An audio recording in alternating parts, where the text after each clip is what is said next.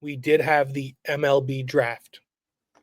Now, the top 5 guys picked, John, let me run through this with you real quick. Yes. Eli Willits, shortstop out of a high school, taken by the Nationals. Yep. Tyler Bremner, a right-handed pitcher out of University of California, Santa Barbara, taken by the Angels, went second. Third was Kate Anderson, a lefty pitcher out of LSU by Seattle. Fourth was actually Ethan Holiday, a third baseman, shortstop, taken by the Rockies. He came out of a high school in Oklahoma. And 5 was Liam Doyle, a lefty out of Tennessee by the Cardinals. Do you have anything of note on any of these guys? Well, on Eli Whitlock, I'm surprised you didn't say that. His dad, is a coach for the Yankees, I believe. Reggie Willits. Reggie Willits. He played for 6 years in the majors. Yep, for the Angels outfielder. So, and Willis actually has comparisons to Anthony Volpe, and MLB had him ranked, I guess, 5th in the draft, and he went first. And it's funny because I guess a lot of people who thought was going to go first, which was Ethan Holiday, was actually ranked first in the draft, but ended up going 4th. That is pretty funny. And they're the same position, so it's interesting. Same position, same age. I think Willis is 17, Holiday's 18. So it's very interesting that they decided to go with him over Holiday. So, and then you have Tyler Brenner. He was ranked 18, went second. So, interesting. Nothing really there. I think it's just, he's a fastball, touches 90 miles per hour, change up that grades to 70, slider in like the mid to high 80s. That backs up on him, so he has to work on that. And he has some durability questions. So, but I think a lot of pitchers coming up always have durability questions. And then, right. So then we got, was it Kate Anderson? I think that's it. LSU was ranked 2nd, and he went 3rd. And he already had Tommy John surgery in April 2022. Ooh. He was considered to be a possible number 1 overall pick in this year's draft, but I guess fell to 3rd and got taken, after Brenner, who seems like when I was reading through the prospect page and stuff, it seemed like Anderson was well more touted highly about the scouts than Bremner. So I don't know about that one. He also, because Anderson led NCAA Division I 180 strikes, 12 wins through 119 innings. And he won the most outstanding player award for the College World Series. So I don't know. It's always interesting to see in the MLB draft how you have some I guess what you consider, if you look at other sports, like the 18th overall player going 2nd overall. So it's weird, but you have a lot of guys.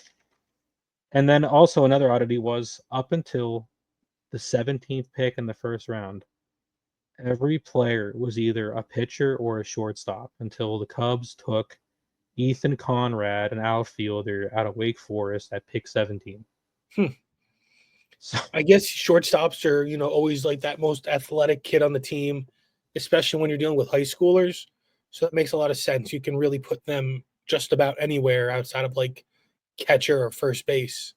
Yeah, so a lot of them even turn into pitchers.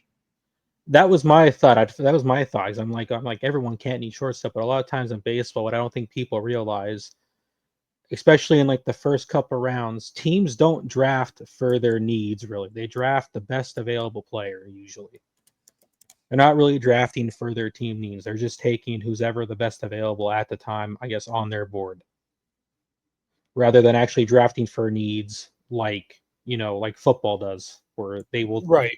Because these guys, they take a while. Jacob deGrom was actually a shortstop. He was. He's actually a pretty decent hitter. Yes. So it's you had guys like that, and then you had the Phillies take Gage Wood, pitcher, in their first round pick. You had the Mets take Mitch Voigt, who was a two-way player out of Michigan. And then the Yankees took Day Kilby, a shortstop. Yeah, Dax Kilby. Dax Kilby. Yes, Dax Kilby. That's a pretty sick name, Dax. It He's going is. to be shortstop of the future, maybe. Maybe. I mean, the way Volpe's I playing, mean, he might. the Yankees have drafted shortstops for the most part, and it's either shortstop or catcher the last few years, one or the other in the first round. Yeah. So, or at least our first pick, because But the one Yankees thing, and Mets picked 39 for the Yankees, 38 for the Mets. Those are competitive balance round A picks. Meanwhile, the Phillies at 26 just got their yeah, regular first round pick. yeah. I do want to say before we move on more that there has been an uptick in college pitchers being taken in the draft, like from last year by a ton. It's Yeah, I mean, I actually guess falling they're off and falling off. Like this year, just between the Red Sox and Cubs, 28 college pitchers have been taken. more likely to benefit a big league club sooner, so they want arms that might help them in the shorter term than 5-6 years down the line. Now, I do have a list of guys who had some MLB family members. Obviously, you brought up Eli Willits and his dad Reggie, Mm-hmm. Ethan Holiday, his father Matt, and his brother Jackson Holiday. How about Minnesota's draft pick Quentin Young? His uncles are Delman and Dimitri Young. The Dodgers selected pitcher Cam Leiter, uncles Al and Mark, cousins Mark Jr. and Jack. The Yankees hit their second pick 103 overall in the third round, was Caden Kent, Jeff Kent's son. Okay.